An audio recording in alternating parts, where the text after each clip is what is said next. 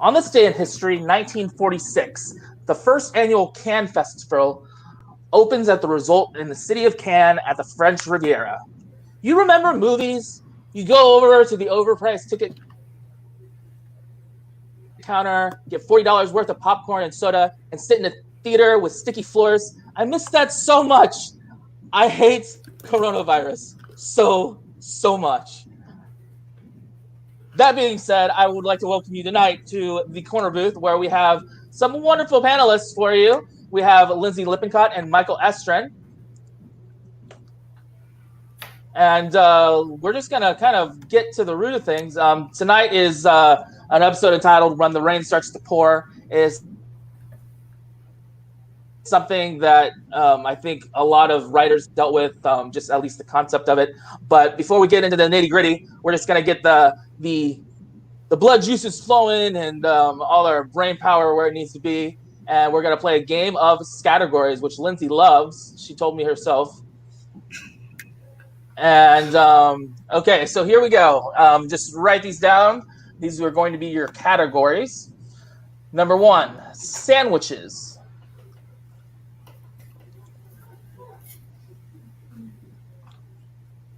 Number 2, items in a catalog.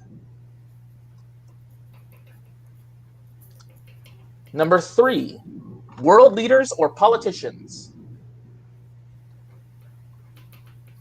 Number 4, school subjects. Number 5, excuses for being late. Number 6, ice cream flavors. Number 7, things that jump or bounce. Number 8, television stars. Number 9, things in a park. Number 10, foreign cities. Number 11, stones or gems.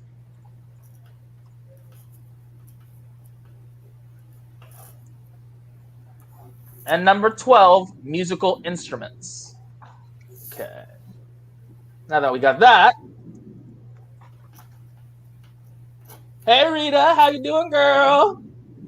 We're going to roll for our letter that every category. What was after things in a park again? Things in a park, foreign sittings.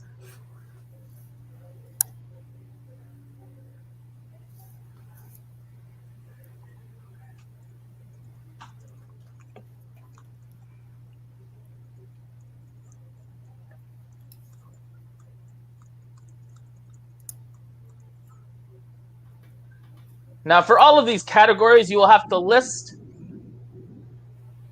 an answer that starts with the letter R. You will have a minute and a half to do this. Go now.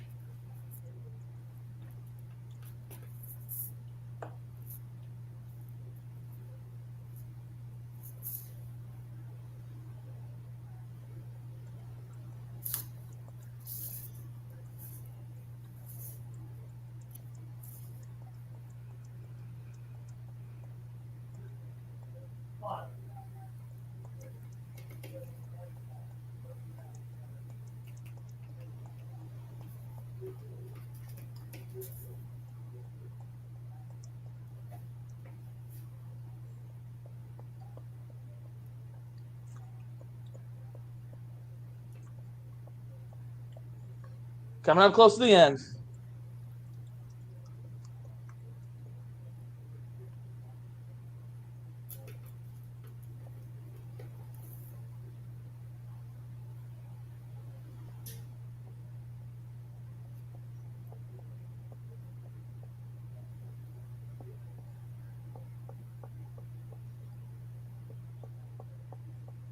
And time.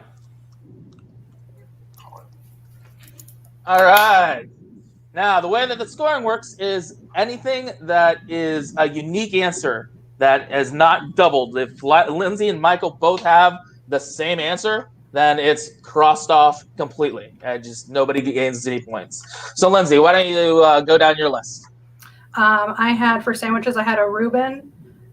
For excuses for being late, I have ran over an animal, the runs, and a rough night. For ice cream, I had Rocky Road. For TV star, I had Randy Jackson. And for Stones or Gems, I had Ruby. Okay. For Rocky Road, that's 2 points because it's an alliterative. But I'm guessing that he had it too, so. No, I didn't, Michael, but I did have an alliterative. For ice cream, I had rum raisin. Oh, okay. Very nice. Very nice. What else you got? We doubled up on sandwiches. I had Reuben. darn. Item in the catalog, I had rug. Politician, please don't judge me, but I had Rubio. School subjects, I have reading. I have no excuse for being late. Things that jump, I have rabbit. TV star, I have Roseanne. I couldn't find anything in the park that started with R. A foreign city, I have Riyadh. Stones and Gems, I think is a repeat. I had Ruby. And I have no musical instruments. Oh, nobody remembers their recorder. Oh, man. Darn it. Oh. Well, congratulations, Michael, for all of your hard-earned points. They go to absolutely nothing. Awesome. But you should feel proud of yourself. You really, really should. I just want to introduce Michael to everybody because this is his first time being on the Corner Booth. So, Michael, just tell us a little bit about yourself. Sure. So you probably know me as Mestrin on Wattpad. So that's M. Estrin, super original, first letter, and then last name. I mostly write two kinds of books. I would say I write a lot of crime comedies, which are more adult, but what I'm probably better known for on Wattpad are my YA novels, which tend to be just kind of humorous stories, mostly about bullies and kids dealing with bullying. That's mostly what I write. Nice. Well, we're really happy to have you here today, and especially discussing this subject. What's up?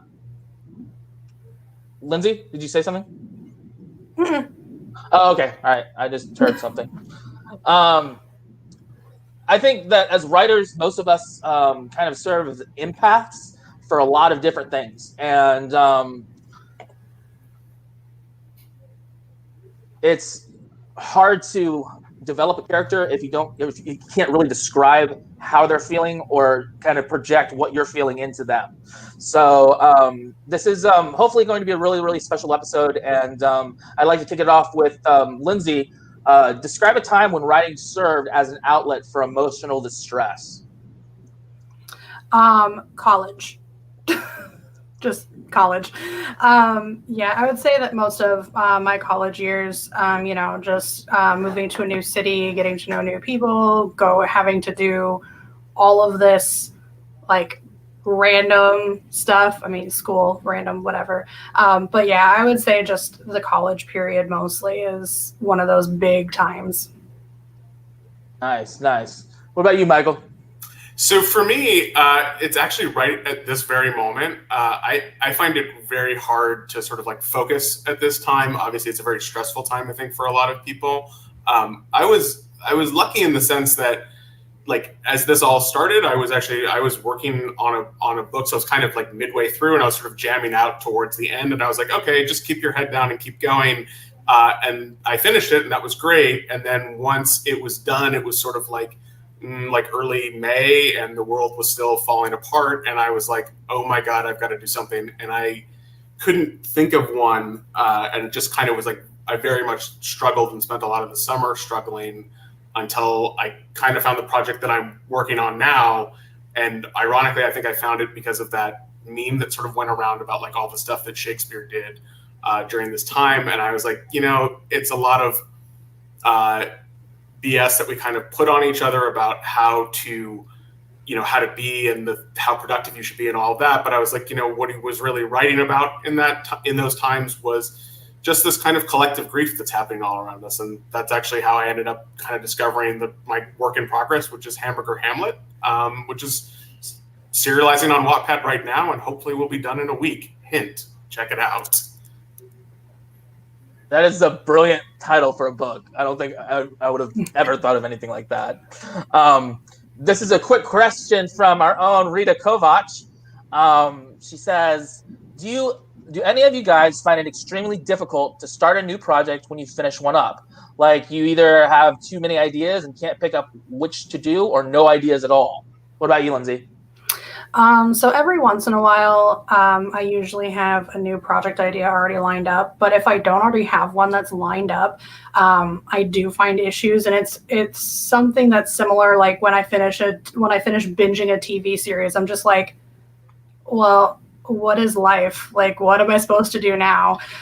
So just kind of like that series hangover. So like I have a hangover from what I just did, and so mentally I'm not ready to move on to something else. So that's what I run into if I don't already have something lined up and set in my mind that I'm doing this next. Very nice. Michael? For sure. Same thing. I love the way you described it. Like the hangover it's funny because it's like I still try to show up and do some writing every day, but it's the least productive writing I will like ever do. And a lot of it just ends up in just delete that file and just like please delete it, like never see it again. It was so bad. And then the next day is like a kind of a just repeat, but it does kind of like work itself out over kind of like a hangover. It does like eventually go away if you eat like enough carbs and drink water. Eventually just it does pass. Or and whiskey. Or the hair of the dog. Drink a beer. Yeah, exactly. Yeah, but it definitely like it passes. That's like the good news. But generally for me, it might take about like I want to say almost it can take as long as like 2 to 3 months before something like really kind of clicks, and I'm like, oh, I'm excited about this. This is like what I meant to be doing right now. Yeah. So like so many famous writers were alcoholics. Hey, Carl O'Connor. It's really good to see you. We were talking earlier about you about the segment going on live. And I was just like, we'll wait for Carl O'Connor because usually he's a good barometer on when we should actually start. So we're always thinking of you, man. We're gonna go on to our next question. We'd like to know if there's ever been a moment, a romantic weekend, the birth of a child, a 21-gun salute, and yes, I realize how ridiculous that list reads, where something has moved you to the point where you have to write about it. Lindsay? Yeah, so I kind of have something like this all the time. It's not really usually big things like that stick out, but like I had back when I was in college, I was having this thing go on where like it just seemed like nothing was going my way. Everything, like anything that could go wrong was going wrong. So I had started writing something that was called Just My Luck, where a character, basically anything that could go wrong for her went wrong. I never ended up really posting it anywhere. It was just kind of something to write, because I didn't really have anything going on at the time. Or if I'm reading or watching something, I'll get kind of ideas. Like I've been binging Supernatural. And I've also been rewriting my one Supernatural Hunter book as well.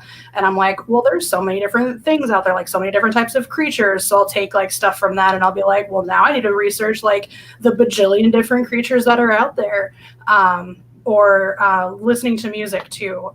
There's this one song by Marina and the Diamonds called How to Be a Heartbreaker. And I'm just like, while listening to it, there's like 4 different rules, and it's just like, well, what if I wrote this out as a book and like a person tries to follow this, but then they end up completely like doing the opposite of what they're supposed to do. So stuff like that, kind of where I draw the inspiration. Okay. Michael?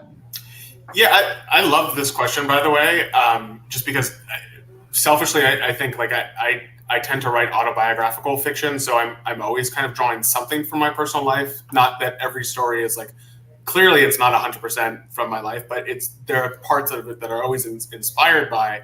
And for me, so there's always something like that in my life.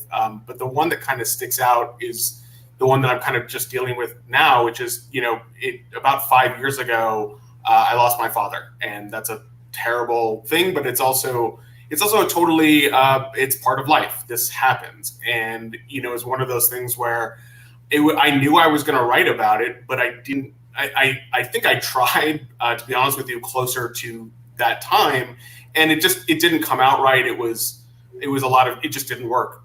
And I don't think I was prepared to do it at that time, mostly because I write funny books about serious topics and I didn't feel very funny at that moment. And it took about 5 years to feel that I could get to a place where I can be funny about this serious topic and do it in a way that like serves the reader and say, hey, we all kind of go through this, and let me kind of like gently take you through all of these feels. But it took me about 5 years to kind of get there emotionally. So in all of that time, working on other things, and then just knowing, hey, one day you are going to kind of come to this, and finding that right project to do it. So Sure.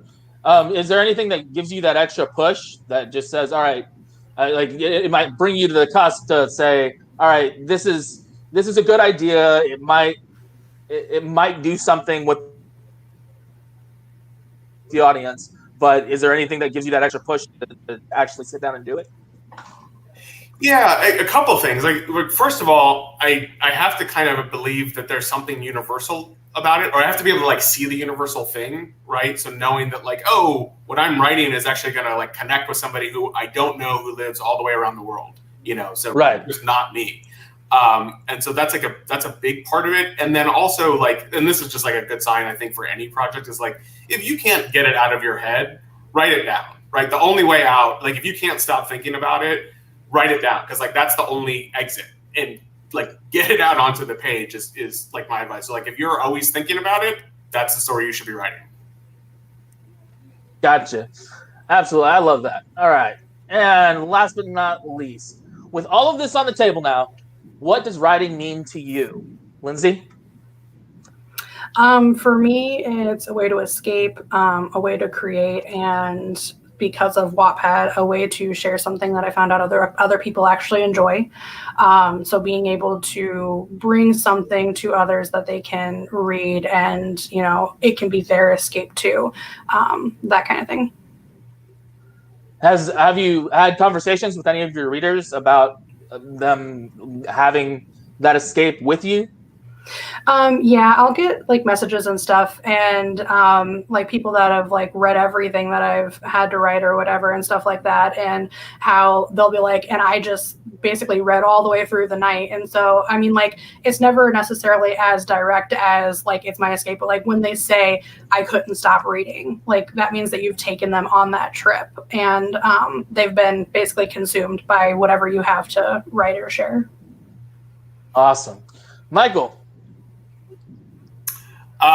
For me, I write just to connect with people, and that's actually kind of like, to me, the beauty of all writing, but really the beauty of writing on Wattpad, just because it's kind of like this hybrid of like novel / like stand-up comedy club, where you not only do you get to like put out a novel, but you get like live real-time feedback from people who will tell you exactly what they think. And that's not always like wonderful.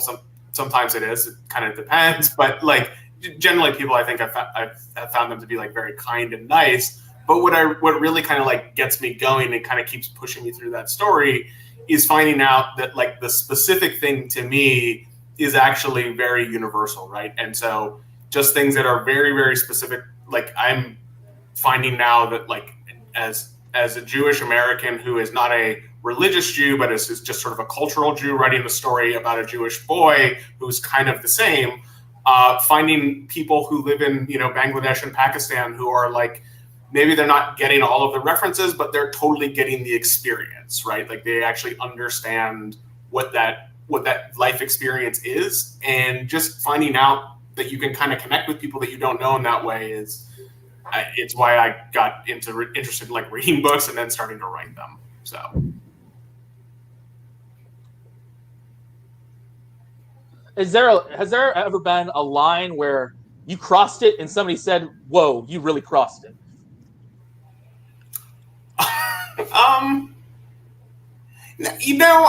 Not really. I mean, my works can get, like Peter's Little Peter is probably the one that like pushes some buttons for people, but generally like they're not mad at me. They're kind of mad at the characters, which I take as a good sign. And they're like, I can't believe that like so and so did that. And then I read the comment and I'm like, I just see oh my God, I can't believe so and so did that. And I'm like, oh, I must have done something wrong.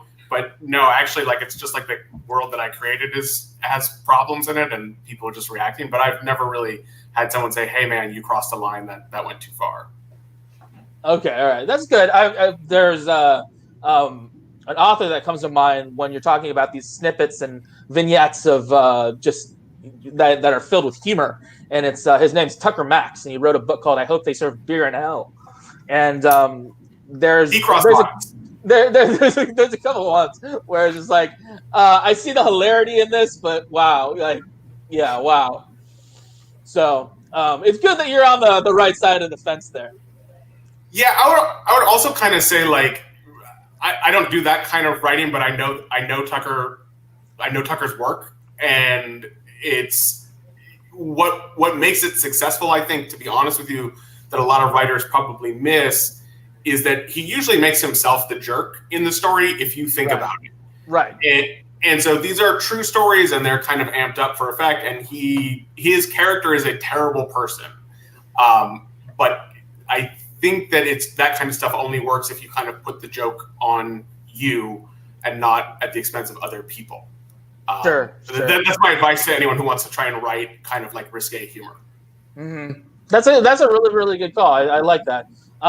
This is just kind of off the rails right now, but I want to know, is there or has there been an author that has come around to either of you and you've read their work and it just brought you either emotional relief or just some sort of positive kind of reaffirming notion that like everything will be okay?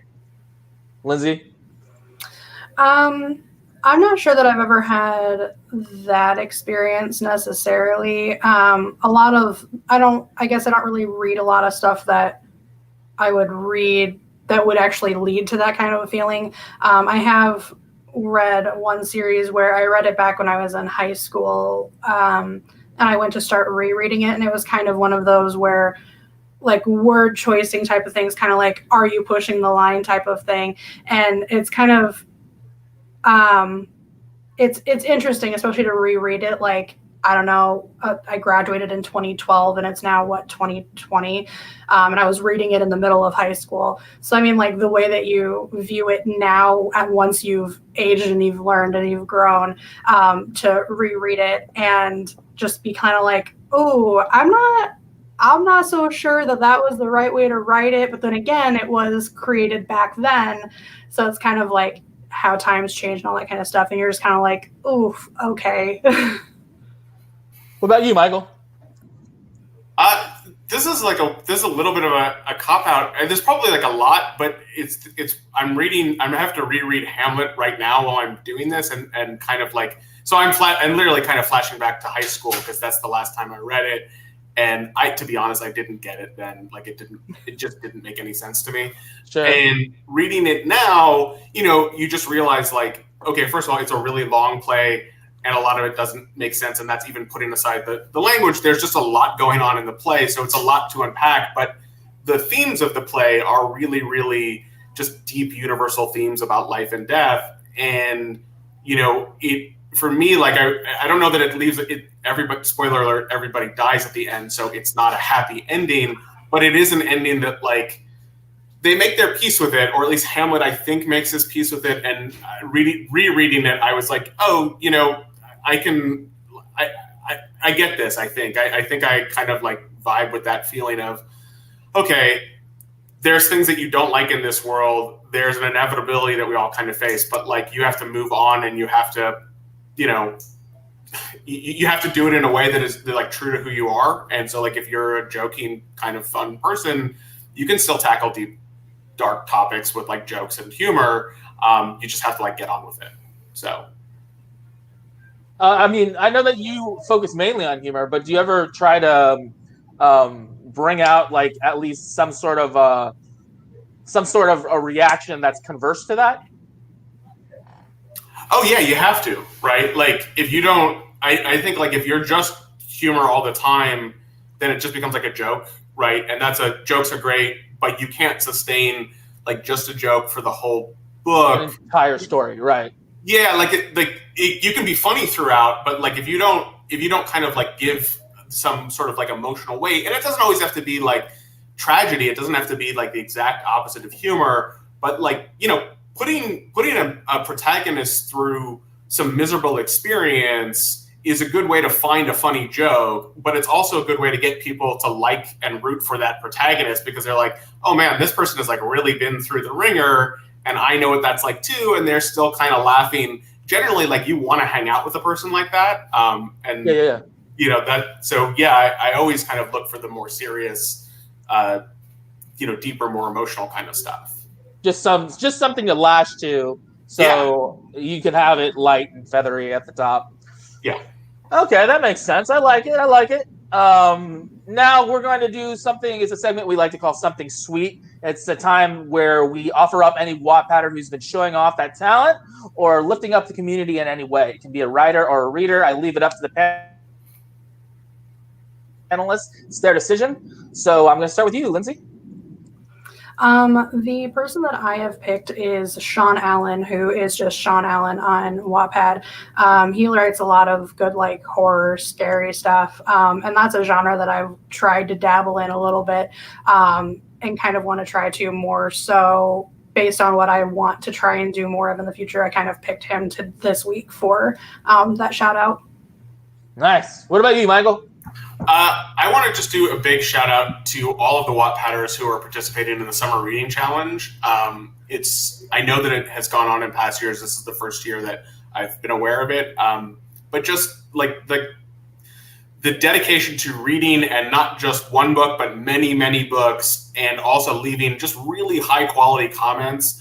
Not only is that just like super awesome generally, but it's just such an amazing way, I think, to like show Wattpad authors that you care, right? Like that you're engaged in their book. And I know a lot of times readers really do care, but they don't always have a way to kind of like share that. And what I love about the people in this contest and the way people are participating in it is just like it puts that connection together, and it's so great. Love it. Okay, now as we close, I'd like to give you guys a chance to leave the audience with a little bit of advice that could fit in a tweet, 280 characters, excuse me. And Lindsay, what do you got for us today? So I did a little bit of a cheat, and I didn't necessarily come up with my own, but I found a quote from Susan Sontag that I really liked. And she was a writer, filmmaker, philosopher, teacher, political activist, kind of very rounded person, basically. And the quote that I got from her was, "A writer, I think, is someone who pays attention to the world," which I thought kind of really fit in nicely with the theme of today's episode. Very nice. Michael?